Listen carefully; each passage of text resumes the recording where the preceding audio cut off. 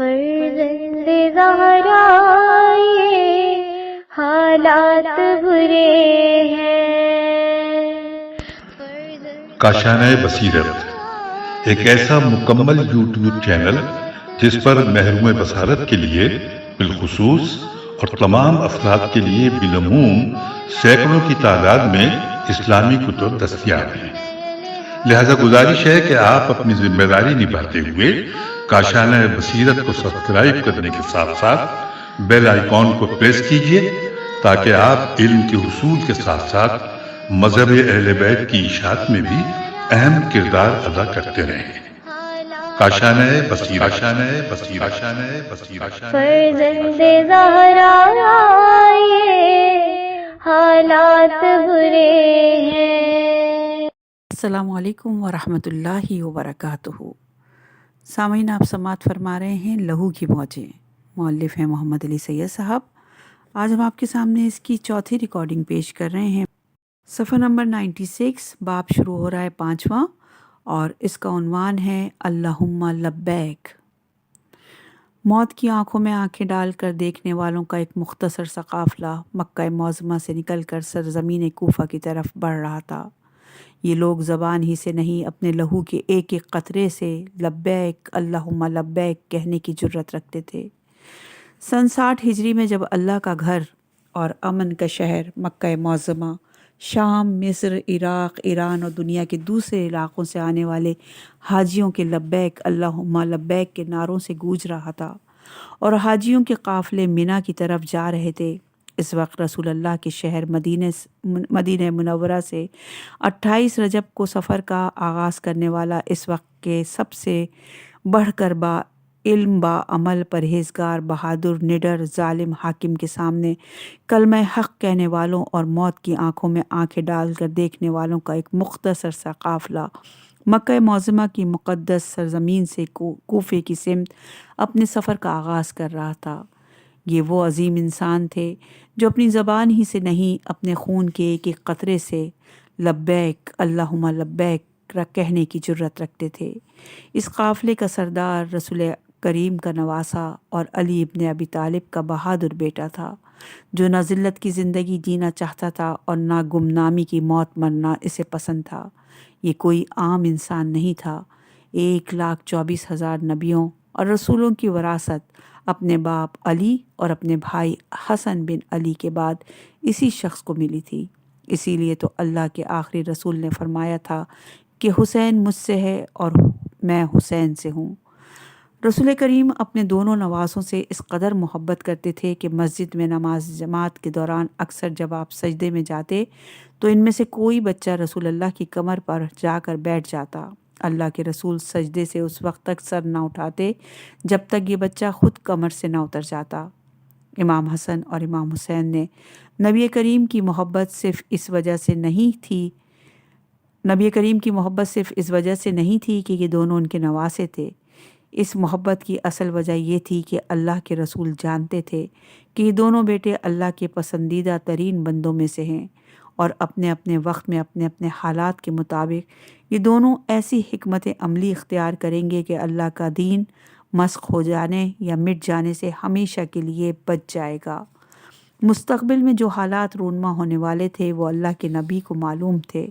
آپ جانتے تھے کہ بہت جلد وہ وقت آئے گا کہ دین اسلام کے دشمن اسلام کی نقاب پہن لیں گے اور عام مسلمانوں کے لیے سچ اور جھوٹ، حق اور باطل کے درمیان تمیز کرنا مشکل ہو جائے گا۔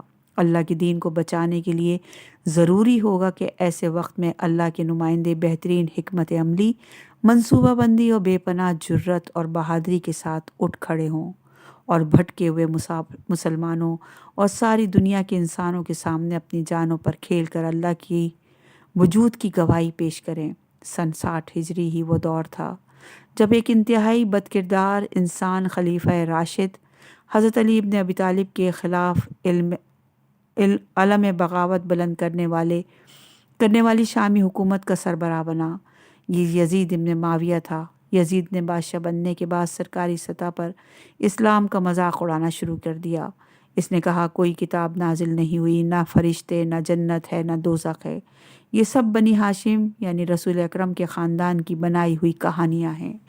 عام مسلمان اسلام کے ان بنیادی عقائد کا مذاقہ اڑاتے ہوئے دیکھ رہے تھے، مگر رسول کریم کے نواسے علی ابن ابی طالب اور فاطمۃ الزہرا کے بیٹے امام وقت حسین ابن علی کے لیے ممکن نہیں تھا کہ وہ دوسروں کی طرح اسلامی تعلیمات کو مسخ ہوتے ہوئے دیکھتے رہتے۔ اللہ کی کتاب ان کے گھر میں اتری تھی، اسی لیے وہ وارث قرآن تھے۔ آسمانوں سے نازل ہونے والے فرشتے ان کے گھر میں آیا کرتے تھے کہ آپ جنت کے جوانوں کے سردار تھے۔ پھر سب سے بڑھ کر یہ کہ اسلام کے شجر سایہ دار کی حفاظت و نگہداشت امام وقت کی حیثیت سے اب امام حسین کی ذمہ داری تھی۔ شام کے حکمران ایک مدت سے اپنے بد کردار بیٹے یزید کو خلافت اسلامی کا سربراہ بنانے کا خواب دیکھتے رہے تھے۔ اسی مقصد کے لیے وہ سن 56 ہجری میں اپنے پورے لشکر کے ساتھ مدینے پہنچے۔ یہاں آ کر انہوں نے نواسۂ رسول پر دباؤ ڈالا کہ آپ یزید کی بیعت کر لیں۔ انہیں معلوم تھا کہ اگر حسین بن علی نے ان کے بیٹے کو مملکت اسلامی کا خلیفہ تسلیم کر لیا تو ساری ملت اسلامی اس کے آگے جھک جائے گی۔ امام حسین علیہ السلام نے واضح الفاظ میں یزید کی بد کرداری کا تذکرہ کیا اور ایسے زانی اور شرابی انسان کو خلیفہ ماننے سے انکار کر دیا۔ اس کے بعد شام کے حکمران نے عبد الرحمن ابن ابی بکر، عبداللہ ابن عمر اور عبداللہ ابن زبیر کو اپنی سازش میں شریک کرنا چاہا۔ صحابہ کرام کے یہ تینوں بیٹے بھی اس وقت مدینہ ہی میں تھے۔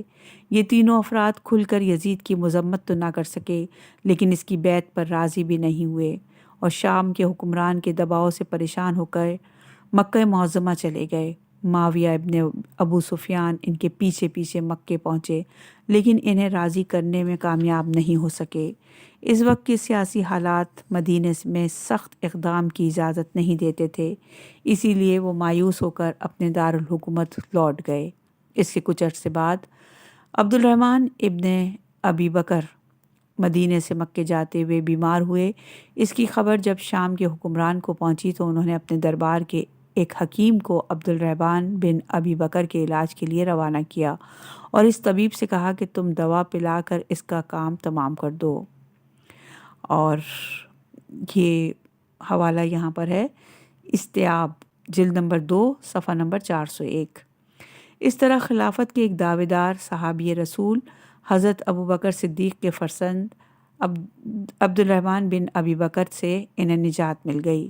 اس سے پہلے یزید کی خلافت کی مخالفت کرنے پر امیر شام نے عبد الرحمن بن ابی بکر کو 1 لاکھ درہم بھجوائے تاکہ ان کا منہ بند کیا جا سکے، لیکن انہوں نے وہ رقم واپس کر دی اور کہا میں دنیا کے عوض دین نہیں بیچوں گا۔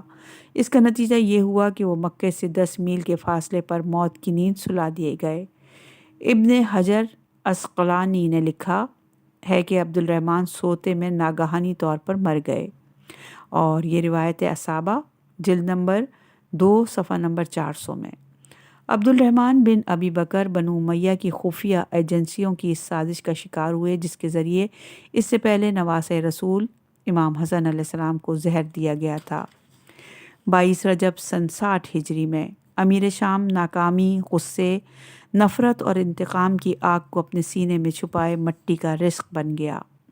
اس وقت اس کا چہیتا بیٹا اور سلطنت شام کا وارث شکار کھیلنے شہر سے باہر گیا ہوا تھا۔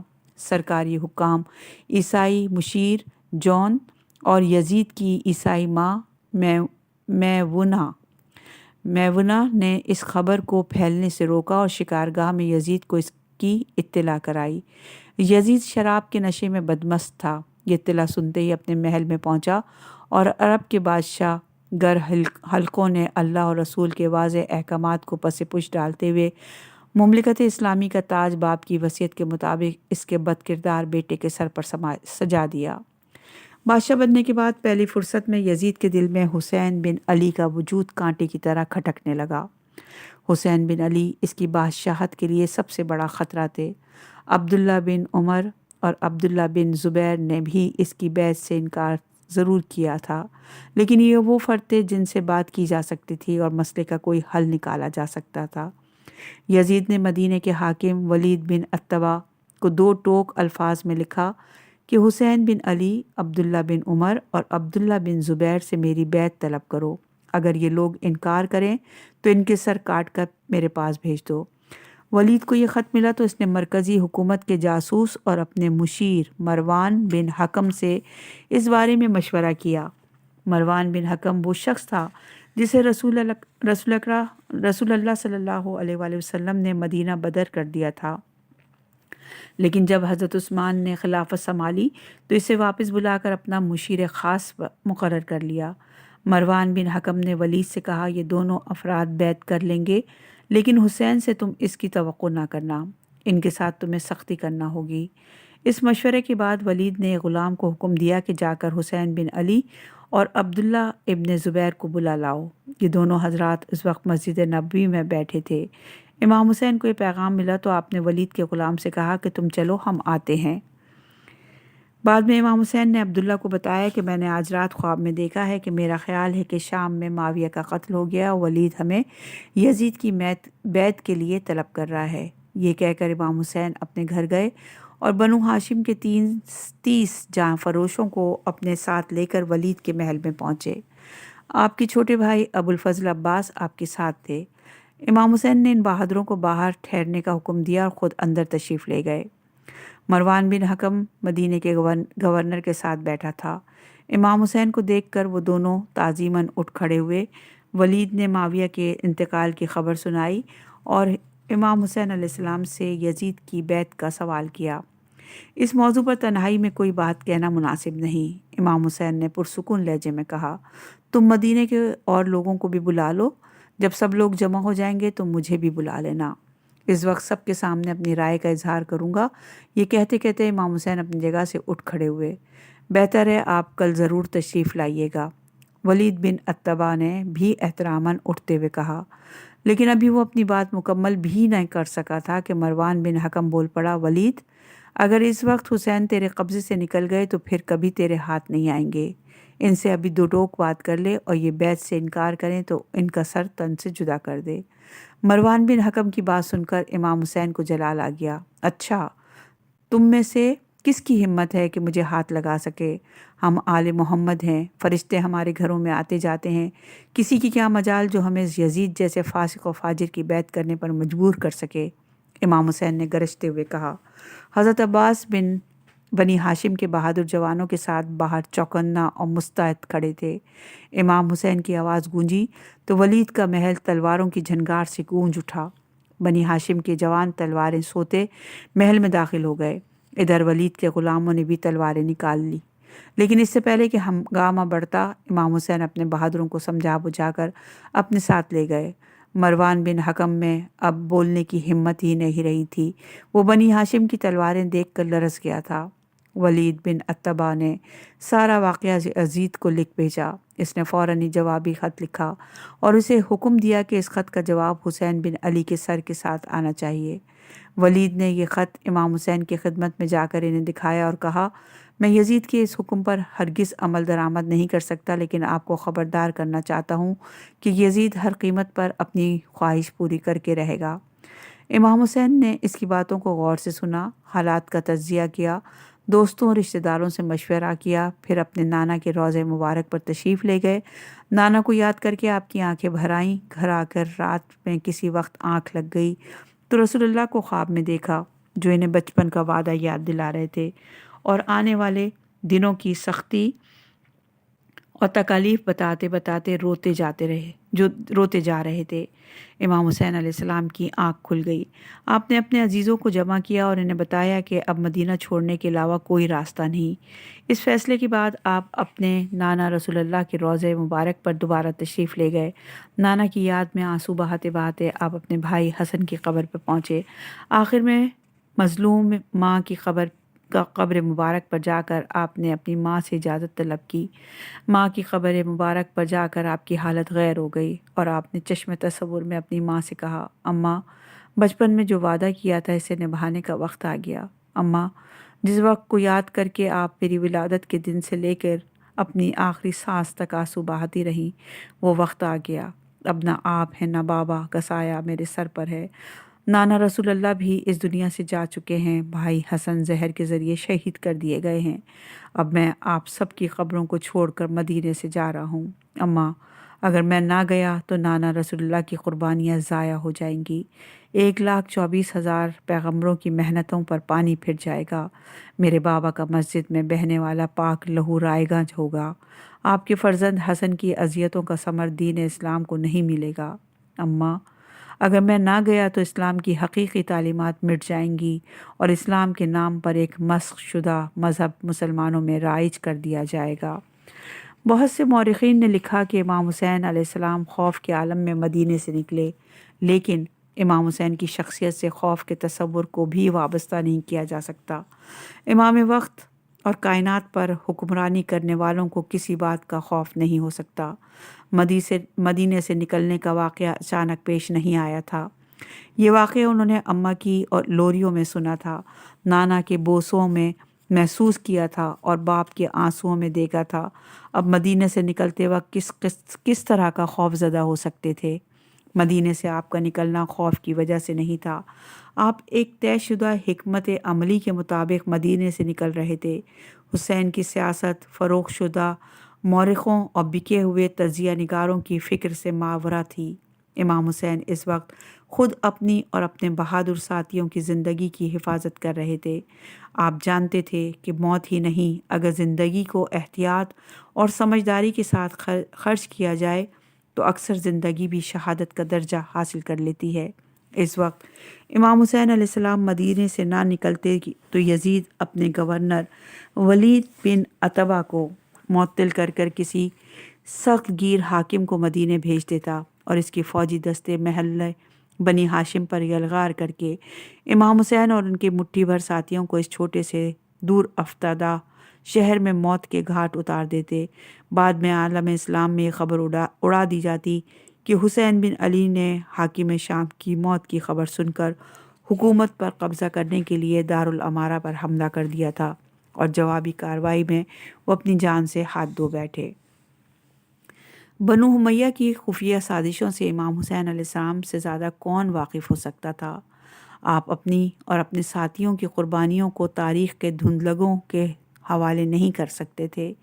یزید کے گورنر نے تنہائی میں ان سے بیعت کا سوال کیا تھا، لیکن امام حسین کا جواب ساری دنیا کے سامنے دینا چاہتے تھے، ایک ایسا جواب جسے سن کر ہر عہد کے یزیدیوں کے چہرے بے نقاب ہوتے رہیں اور آئندہ کسی زمانے کے کسی بھی یزید کو آل محمد سے بیعت کا سوال کرنے کی ہمت ہی باقی نہ رہے۔ امام حسین علیہ السلام شہیدوں کی پاکیزہ زندگیوں کو بچانے کے لیے مدینے سے نکل رہے تھے۔ یہ زندگیاں ایک خاص وقت اور مقام پر اللہ رب العالمین کی بارگاہ میں پیش کی جانا تھیں۔ اس وقت ان بیش بہا زندگیوں کی حفاظت ضروری تھی۔ اللہ کے وجود کی شہادت دینے والوں کا قافلہ ابھی مکمل نہیں ہوا تھا، ابھی تو بہت سے شہیدوں کو اس قافلے میں شامل ہونا تھا۔ امام حسین علیہ السلام نے مستقبل کی حکمت عملی ترتیب دی اور ایک رات تمام ساتھیوں کے ساتھ مدینے سے نکل کھڑے ہوئے۔ آپ کا ارادہ تھا کہ عام مسلمانوں کو خواب غفلت سے بیدار کیا جائے اور انہیں بتایا جائے کہ دین اسلام کے خلاف کس طرح سازشیں کی جا رہی ہیں اور مستقبل میں اس کے کیا نتائج رونما ہوں گے۔ اسی لیے آپ سیدھے مکہ معظمہ پہنچے، جہاں چند ماہ بعد حج کا اجتماع ہونا تھا۔ اس سفر شہادت میں امام حسین علیہ السلام کا ایک ایک قدم نپا تلا اور ایک ایک فیصلہ سوچا سمجھا تھا۔ وہ جس سفر پر جا رہے تھے اس کے ممکنہ انجام سے اچھی طرح واقف تھے۔ جو واقعات آنے والے دنوں میں پیش آنا تھے ان کے بارے میں وہ بچپن سے سنتے آ رہے تھے۔ اپنی گردن پر نانا جان کے بوسوؤں کی گرمی انہیں آج بھی اسی طرح محسوس ہوتی تھی اور آپ اس گرمی میں چھپے ہوئے پیغام کو اچھی طرح سمجھتے تھے۔ ماں کی آنکھوں سے مستقل بہنے والے آنسوؤں کو کس طرح بھول سکتے تھے؟ اماں جان انہیں کھانا کھلانے کے بعد جب پانی کا کٹورا ان کے منہ سے لگاتی تو ان کی آنکھیں آنسوؤں سے جھلکنے لگتیں۔ وہ انہیں سینے سے چمٹا کر زار و قطار رونے لگتیں۔ اپنے باپ کو انہوں نے کبھی سب کے سامنے اس طرح روتے نہیں دیکھا تھا، لیکن اکثر جب وہ دن بھر کے تھکے ہارے گھر لوٹتے تو آتے ہی انہیں سینے سے لگا کر پیار کرتے۔ پھر نہ جانے کیا ہوتا کہ بابا کے چہرے کی مسکراہٹ کہیں گم ہو جاتی۔ ان کی آنکھوں میں سرخ سرخ ڈورے سے تیرنے لگتے اور وہ منہ پھیر کر سیدھے اپنے حجرہ عبادت میں چلے جایا کرتے۔ یہ ساری باتیں، یہ ساری یادیں آج بھی امام حسین علیہ السلام کے ذہن میں تازہ تھیں اور آنے والے دنوں کے لیے انہیں نیا حوصلہ اور نیا اعتماد دیتی رہتی تھیں۔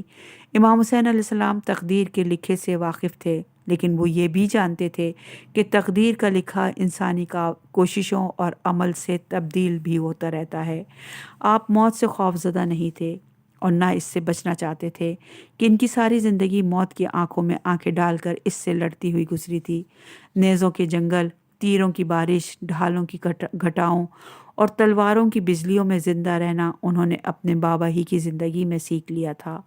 آپ مدینے سے اپنی جان کو اللہ کی راہ میں اس طرح قربان کرنے کے لیے نکلے تھے کہ ان کی موت بھی ان کی زندگی کی طرح اللہ کے ہونے کی گواہی اور دین اسلام کی سچائی کی دلیل بن جائے۔ امام حسین علیہ السلام نے حج سے 2 روز پہلے یزیدی منصوبے کو ناکام بنانے کے لیے مکہ سے حج کیے بغیر نکل جانے کا انقلابی فیصلہ کیا تھا۔ یہ بڑا اچانک اور حیران کن فیصلہ تھا۔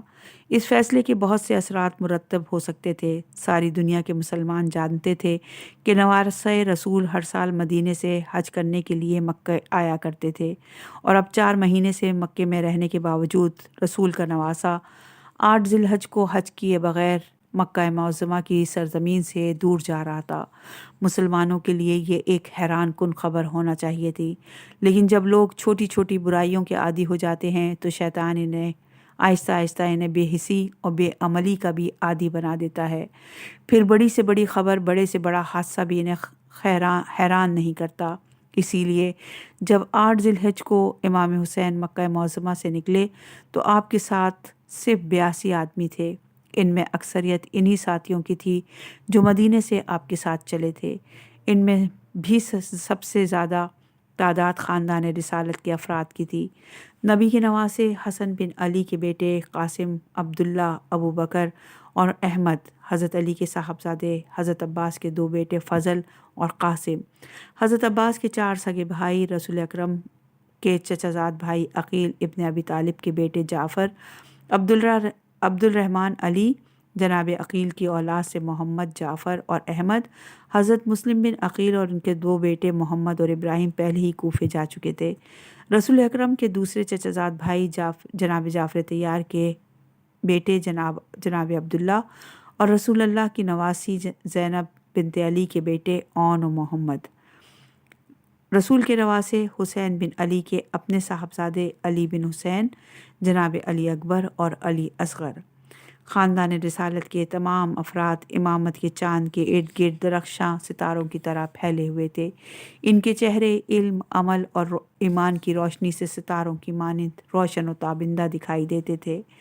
گھوڑوں اور اونٹوں پر سوار یہ قافلہ مکہ معظمہ سے نکل کر کوفے کی طرف بڑھ رہا تھا۔ اونٹوں پر اماریاں تھیں جن میں خاندان رسالت کی محترم خواتین سوار تھیں۔ بنی ہاشم کے جوان تلواریں ہاتھوں میں لیے اپنے گھوڑوں پر سوار تھے۔ انہوں نے ان اماریوں کے گرد حفاظتی حصار بنا رکھا تھا۔ اس حصار سے آگے امام حسین علیہ السلام کے بہادر نڈر اور اسلام کے سچے شہدائیوں کا حلقہ تھا جو باخوشی خوشی اپنی قتل گاہ کی طرف بڑھ رہا تھا۔ وہ قتل گاہ جہاں سے دین اسلام کو قیامت تک کے لیے حیات نو اور انسانیت کو تازہ زندگی ملنا تھی۔ قافلہ حسینی تیزی سے کوفے کی طرف بڑھ رہا تھا۔ صحرائی راستے میں مختلف فاصلوں پر مسافروں کے ٹھہرنے اور تازہ دم ہونے کے لیے چھوٹے چھوٹے نخلستان تھے۔ انہیں منزلیں کہا جاتا تھا۔ ان منزلوں کے مختلف نام تھے۔ امام حسین علیہ السلام منزل صفح پر پہنچے تو فرزخت نامی شاعر سے ملاقات ہوئی۔ اس نے کہا کہ میں کوفے ہی سے آ رہا ہوں، شاید لوگوں کے دل آپ کے ساتھ ہوں مگر تلواریں بہرحال یزید کے ساتھ ہیں۔ منزل حاجز پر عبداللہ ابن متی ملے، انہوں نے بھی یہی کہا۔ اسی جگہ زہیر ابن قین کا خیمہ لگا ہوا تھا۔ زہیر ابن القین اسی جگہ سے قافلہ حسینی میں شامل ہوئے۔ یہ قافلہ ایک دن منزل زبالہ پہنچا۔ اس وقت شام ہو رہی تھی۔ نارنجی رنگ کا سورج گرد و غبار کے مٹیالے کفن میں لپٹا مغرب میں اتر رہا تھا۔ کوفے کی جانب سے چند گھوڑ سوار آتے دکھائی دیے۔ ان سواروں نے امام حسین علیہ السلام کو حضرت مسلم بن عقیل، ان کے دونوں بیٹے محمد اور ابراہیم، ہانی بن عروہ، محمد بن کثیر اور عبداللہ اور عبداللہ یقطر جیسے جانثاروں کی شہادت کی خبر سنائی۔ امام حسین کی آنکھوں سے بے اختیار آنسو بہنے لگے۔ مسلم بن عقیل ان کے بہنوئی بھی تھے، چچزاد بھائی بھی اور جہاں فدا کرنے والے ساتھی بھی۔ حضرت ابوالفضل العباس نے بھی یہ المناک خبر سن لی۔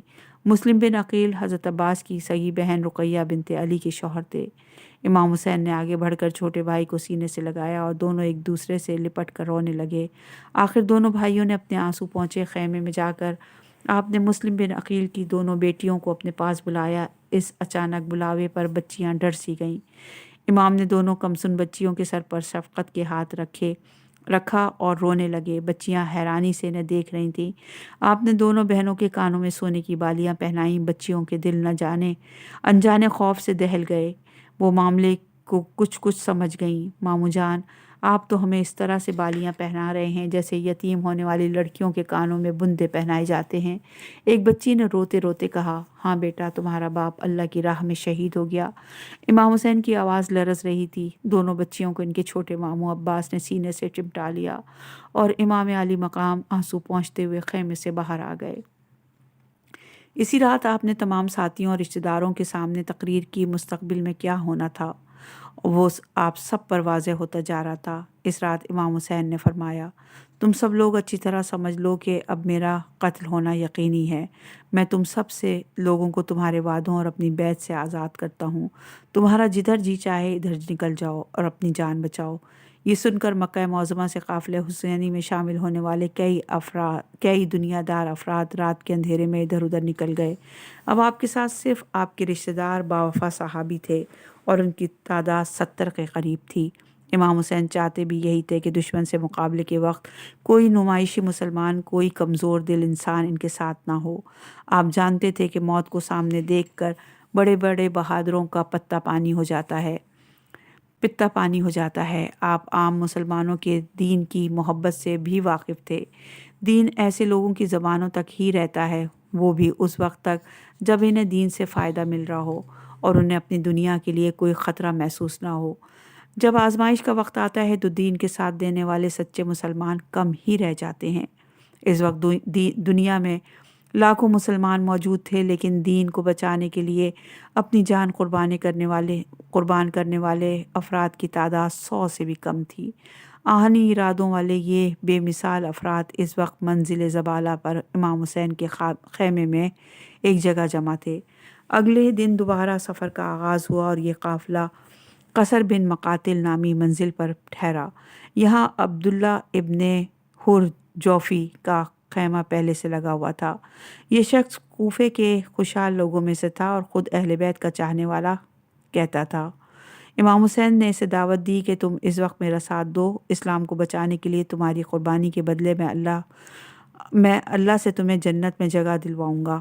عبداللہ امام حسین کو اپنے سامنے دیکھ کر سٹپٹا گیا۔ وہ تو کوفے سے بھاگا ہی اس لیے تھا کہ اس نے امام حسین کے وہاں آنے کی خبر سن لی تھی۔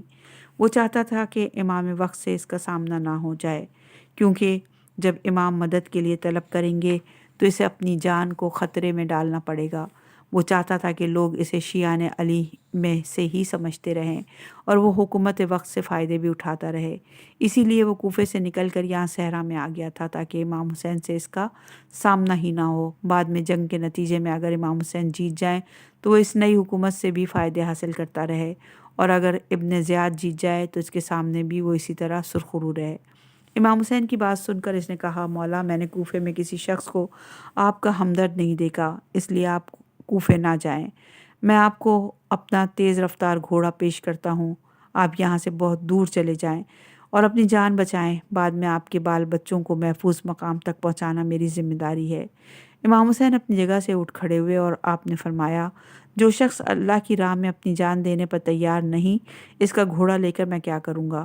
لیکن تمہیں ایک نصیحت کر رہا ہوں، وہ یہ کہ تم جتنی جلد ممکن ہو یہاں سے اس قدر دور چلے جاؤ جہاں سے تمہیں میری صدائے استغاثہ سنائی نہ دے، کیونکہ جب میں اس صحرا میں آخری مرتبہ مدد کے لیے آواز بلند کروں گا تو جو شخص اس آواز کو سننے کے باوجود میری مدد کو نہ آیا تو اس کا ٹھکانہ یقینی طور پر جہنم ہوگا۔ اگلے روز قافلہ حسینی منزل ثعلبہ پہنچا۔ یہاں کچھ دیر آرام کی خاطر امام حسین علیہ السلام اپنی ماں جیسی بہن بی بی زینب علیہ السلام کے قریب آنکھیں بند کر کے لیٹ گئے۔ خواب میں نبی اکرم تشریف لائے، آپ اپنے نواسے کو اپنے پاس بلا رہے تھے۔ امام حسین جاگے تو آپ کے رخسار آنسوؤں سے تر بتر تھے۔ اگلے روز قافلہ حسینی منزل قطقطانیہ اور پھر قبیلے بنی سکون کے علاقے میں پہنچا۔ یہاں سے حکومت کے جاسوسوں نے کوفے کے گورنر کو اس کی اطلاع پہنچائی۔ ابن زیاد نے حر ابن زیاد رہائی کو 2000 فوجیوں کے دستے کے ساتھ امام حسین کو گرفتار کرنے کے لیے روانہ کیا۔ اسی دوران راستے میں قافلہ حسینی کو بنی اکرمہ کے قبیلے کا ایک شخص ملا۔ اس نے بتایا کہ وہ جن راستوں سے یہاں پہنچا ہے وہ سارے راستے یزیدی لشکروں سے پٹے پڑے ہیں۔ اس دن امام منزل شراف پر ٹھہرے۔ محرم الحرام کا چاند اس جگہ آپ نے دیکھا اور اگلے روز دوبارہ سفر شروع کر دیا۔ راستے میں حر ابن زیاد دے رہائی کا فوجی دستہ آپ کے سامنے آ گیا۔ ان فوجیوں کا پانی ختم ہو چکا تھا۔ امام حسین نے اپنے پانی کے ذخیرے سے یزیدی فوجیوں اور ان کی سواریوں کے جانوروں کو سیراب کیا۔ امام حسین کا قافلہ آگے بڑھا۔ حر کا لشکر ان کے ساتھ ساتھ تھا۔ ایک دن راہ چلتے چلتے امام حسین کے گھوڑے نے اچانک اپنے قدم روک دیے اور کسی طرح آگے بڑھنے کو تیار نہ ہوا۔ آخر امام حسین نے لوگوں سے پوچھا یہ کون سی جگہ ہے؟ کسی نے جواب دیا اس کو کربلا کہتے ہیں۔ یہ سن کر آپ نے رکابوں سے پاؤں نکالے اور گھوڑے سے اتر گئے۔ پھر آپ نے اپنے ساتھیوں سے کہا تمام سامان اتارو اور یہاں خیمہ لگاؤ۔ اس دن محرم الحرام کی 2 تاریخ اور جمعرات کا دن تھا۔ 7ویں محرم سے یزیدی فوج نے قافلہ حسینی پر پانی بند کر دیا۔ بوڑھے جوان بچے عورتیں پیاس سے بےتاب ہونے لگے کیونکہ سارا دن آگ برساتا سورج صحرا کی ریت کو گرم کرتا رہتا تھا۔ حبس، گھٹن اور شدید گرمی نے پیاس کو ناقابل برداشت کر دیا تھا۔ یزیدی لشکر کے اونٹ، گھوڑے، خچر اور گدھے بلا روک و ٹوک پانی پی رہے تھے، مگر رسول کا خاندان پیاس کی وجہ سے مرنے کے قریب ہو رہا تھا۔ پانی روکنے والے خود کو مسلمان کہتے تھے، وہ محمد کا کلمہ پڑھتے تھے، لیکن وہ دراصل دنیا کے کتے اور یزید کے پالتو جانور تھے۔ وہ نہر فرات کے کنارے کھڑے ہو کر پانی کے کٹورے بجاتے اور پانی سے بھری مشکیں زمین پر بہاتے اور چیخ چیخ کے رسول کے نواسے اور اس کے ساتھیوں کو مخاطب کر کے کہتے کہ زندگی چاہتے ہو تو یزید کی بیعت کر لو، پانی تمہارے لیے حاضر ہے، شرط صرف اتنی ہے کہ یزید کو اپنا خلیفہ تسلیم کر لو، دنیا کی ساری نعمتیں تمہیں مل جائیں گی۔ پیاس کی وجہ سے چھوٹے چھوٹے بچوں کی چیخ و پکار ناقابل برداشت ہوتی جا رہی تھی۔ اس لیے 7 محرم سے صبح عاشور تک حضرت عباس نے کئی مرتبہ مختلف جگہوں پر کنویں کھودے مگر ان سے پانی نہیں نکلا۔ کسی کنویں سے پانی نکلا تو لشکر یزید نے حملہ کر کے اس کنویں کو بند کر دیا۔ اس تمام عرصے میں امام حسین نے یزیدی لشکر کے سالار عمر ابن سعد سے گفتگو کا سلسلہ جاری رکھا۔ آپ کوشش کرتے رہے کہ جنگ کی نوبت نہ آئے، مسلمانوں کا خون نہ بہے۔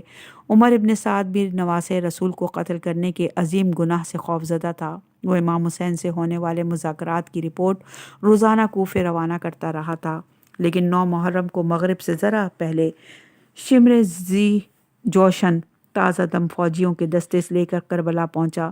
اس کے پاس کوفے کے گورنر ابن زیاد کا حکم نامہ موجود تھا۔ اگر عمر ابن سعد حسین کو قتل کرنے میں مزید تاخیر کرے تو شمر ذی جوشن اسے معزول کر کے خود یزیدی افواج کی کمان سنبھال لے اور حسین ان کے ساتھیوں کو قتل کر کے ان کے گھر والوں کو قیدی بنا کر کوفے لے آئے۔ شمر کے ساتھ آنے والے گھوڑ سوار غرور اور تکبر کے ساتھ اپنے گھوڑوں کو میدان میں ادھر سے ادھر دوڑاتے پھر رہے تھے۔ ان کے گھوڑوں کی ٹاپوں سے کربلا کی زمین لرز رہی تھی۔ خیام حسینی میں چھوٹے چھوٹے بچے سہم سہم کر اپنی ماؤں سے لپٹے جا رہے تھے۔ امام حسین نے آنے والے فوجیوں کا یہ جوش و خروش دیکھا تو آپ نے اپنے لشکر سے کے علم بردار ابو الفضل عباس اور چند دوسرے ساتھیوں کو شمر ذی جوشن اور عمر ابن سعد کے پاس بھیجا تاکہ فوری جنگ کے امکانات کو روکا جا سکے۔ اس وقت رات کا اندھیرا پھیل رہا تھا۔ امام حسین رات کی تاریکی میں نہیں، دن کے اجالے میں جنگ لڑنا چاہتے تھے۔ آپ جانتے تھے کہ لشکر یزید نے رات کی تاریکی میں حملہ کیا تو رسول اللہ کے گھر کو آگ لگانے والوں، شہیدوں کے قاتلوں اور رسول کی نواسیوں کے سروں سے چادریں چھیننے والے یزیدی درندوں کے چہرے رات کی تاریکی کی وجہ سے دنیا کی نظروں سے ہمیشہ کے لیے چھپے رہیں گے۔ آنے والے وقتوں میں ہر ظالم خود کو معصوم ثابت کرنے کی کوشش کرے گا اور یہ کہے گا کہ رسول کی نوازی کے سر سے چادر چھیننے کا گناہ میں نے نہیں کیا، یہ کام کسی اور نے کیا ہوگا۔ رسول کا نواسا میری تلوار سے نہیں زخمی ہوا، وہ کوئی اور شخص ہوگا جس نے یہ ظلم کیا۔ میں اس گناہ کا تصور بھی نہیں کر سکتا۔ بنو امیہ کے پروپیگنڈا مشینری اور ان کے میڈیا مینیجر میڈیا کی جنگ کے ماہر تھے۔ وہ اپنے جھوٹ کے ذریعے رات کو دن اور دن کو رات بنانا جانتے تھے۔ یہ منافق حق کے نمائندوں کو میدان جنگ میں تو کبھی شکست نہیں دے سکے تھے، لیکن اپنے بے گناہ بے پناہ جھوٹ، پروپیگنڈے، خفیہ سازشوں اور مسلمانوں کی بے خبری کے ذریعے وہ میڈیا کی جنگ جیتنے میں کامیاب ہوتے رہے تھے۔ کربلا کے میدان میں امام حسین ان تمام سازشوں، جھوٹ اور مکر و فریب کے ایک ایک جال کو توڑ دینا چاہتے تھے۔ آپ یزیدی درندوں کو کوئی ایسا بہانہ اور موقع نہیں دینا چاہتے تھے جس کے ذریعے مستقبل میں یہ سازشی خاندان ان کی عظیم قربانیوں کو چھپانے اور دنیا کی آنکھوں میں دھول جھونکنے میں کامیاب ہو سکے۔ امام علی مقام نے ایک رات کی مہلت اسی لیے طلب کی تھی۔ شمر زی جوشن ایک لمحے کی بھی تاخیر کرنے کا تیار نہیں تھا، لیکن کئی فوجی سرداروں نے اسے سمجھایا، حسین اور ان کے ساتھیوں کو ایک رات کی مہلت دینے میں کوئی حرج نہیں، چند گھنٹوں کی تو بات ہے، ہمارے فوجوں نے انہیں ہر طرف سے گھیر رکھا ہے، یہ ہم سے بچ کر کہاں جا سکتے ہیں۔ اس رات میں ہونے والی جنگ ٹل گئی۔ شب عاشور کے ان لمحوں میں جب ابتدائی تاریخوں کا زرد چاند مغرب میں اترتا جا رہا تھا، اس وقت صحرائے کربلا دو مختلف مناظر پیش کر رہا تھا۔